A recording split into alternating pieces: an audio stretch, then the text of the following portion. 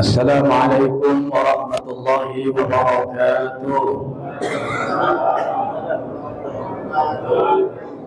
Alhamdulillahi rabbil alamin. Assalatu wassalamu ala asyrafil anbiya'i wal mursalin Sayyidina Muhammadin wa ala alihi wa sahbihi ajma'in, amma ba'd.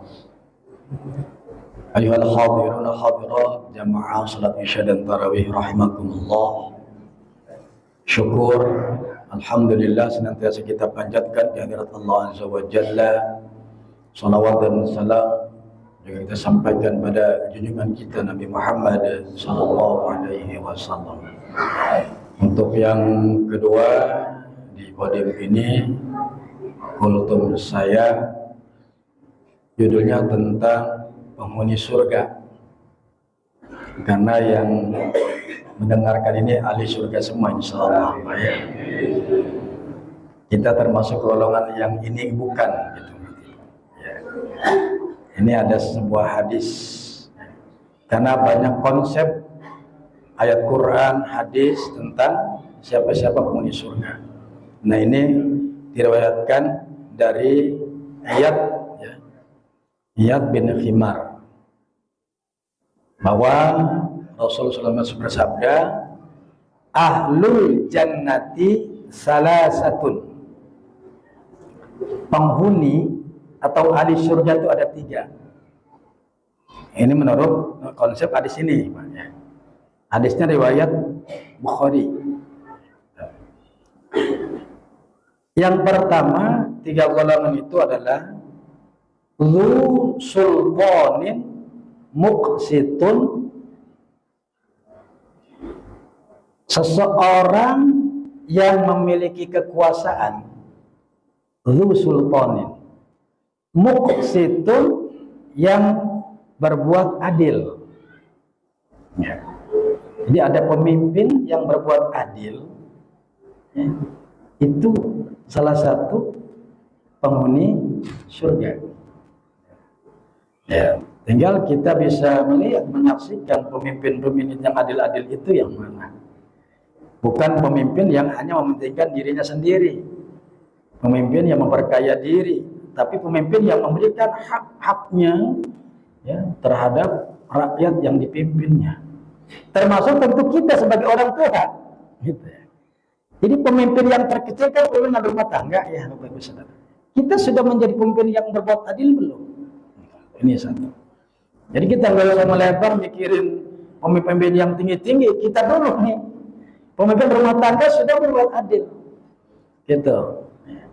Kemudian pemimpin yang masuk surga ini penghuni surga siapa? Wa mutasaddiqun, yang senang bersedekah.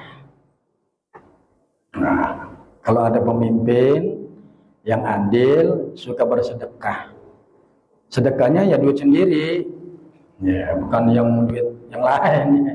Sedekahnya yang punya sendiri. Ini konsep hadisnya kan. Kalau menjadi golongan surga gampang tuh ya. Jadi pemimpin yang adil, yang rajin bersedekah. Terus apa lagi? Pemimpin yang mendapat taufik. Pemimpin yang mendapat taufik. Apa taufik? Pertolongan dari Allah. Gitu. Sehingga orang-orang yang menjadi pemimpin yang dapat taufik itu akan berjalan lurus, berjalan sesuai dengan koridornya, hak wajibannya terpenuhi. Ini pemimpin yang termasuk golongan ahli surga. Gitu ya. Jadi adil, suka bersedekah, lalu mendapat taufik, petunjuk dan pertolongan dari Allah Subhanahu wa taala. Satu. Yang kedua, wa rajulun rahimun tarqiqul qalbi likulli dzi qurba. Seseorang yang menyayangi, di hatinya terpatri sifat kasih sayang yang mendalam kepada setiap karib kerabatnya.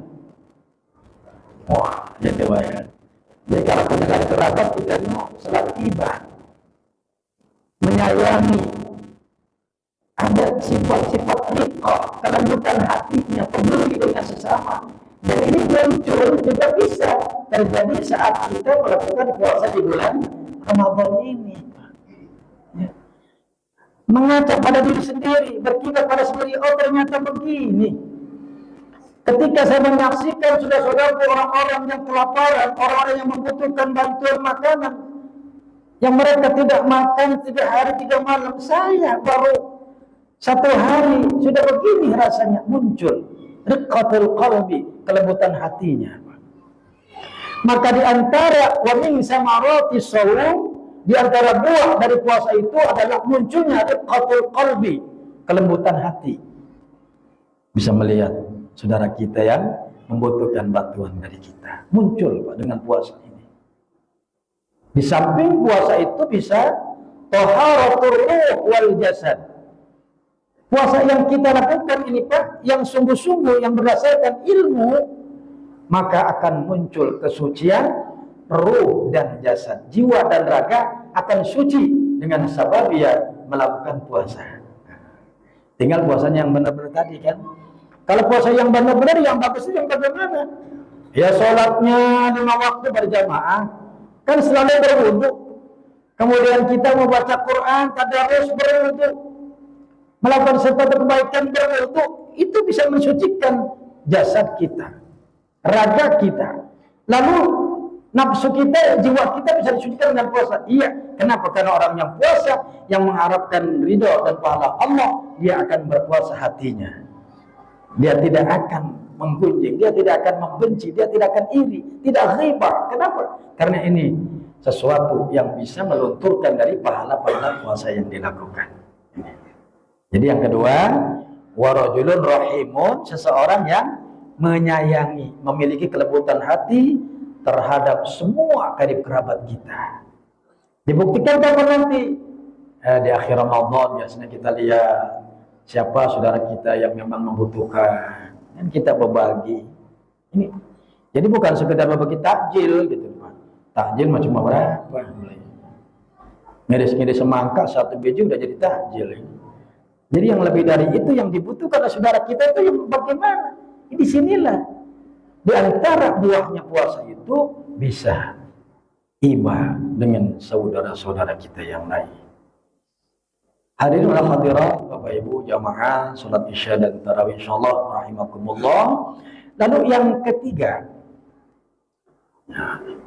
wa muslimun wa afifun muta'affifun dhi iyalin. Orang muslim, orang Islam, wa afifun, yang bisa menjaga kehormatan dirinya. Menjaga kehormatannya ini Pak. Seorang Islam yang mampu menjaga kehormatannya. Ya. Muslimun wa afifun.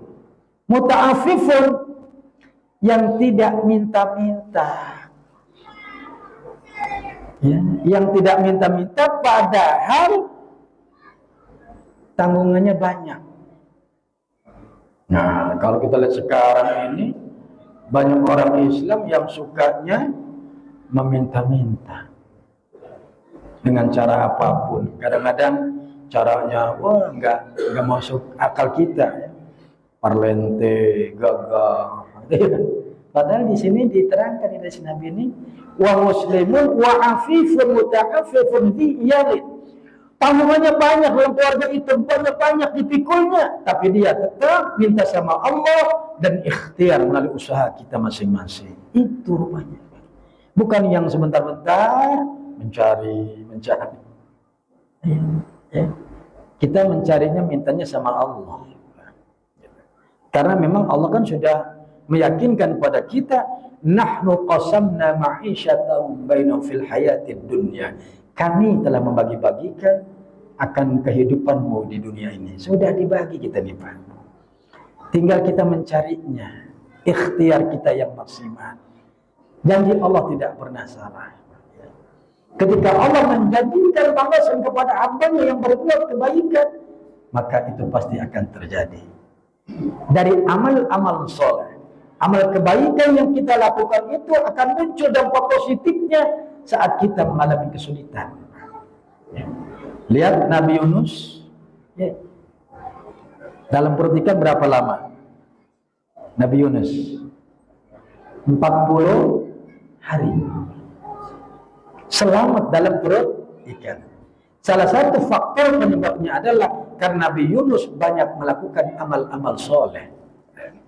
Jadi akan muncul dampak amal soleh itu saat kita diberikan kesulitan oleh Allah Subhanahu wa taala.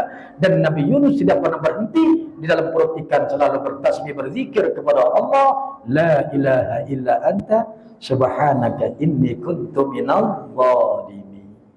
Jadi Bapak Ibu jangan pengen langsung truk bikin salah habis. Saya puasa, saya sholat, saya zakat, langsung balas. Nanti dulu. Allah itu pasti akan membalas dari perbuatan baik kita, dan itu akan terbukti, terwujud saat kita dalam kesulitan. 3 golongan ini dalam hadis Nabi merupakan penghuni surga.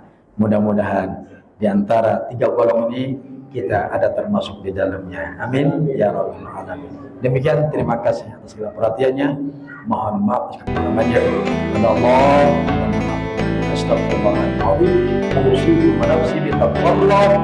Assalamualaikum warahmatullahi wabarakatuh.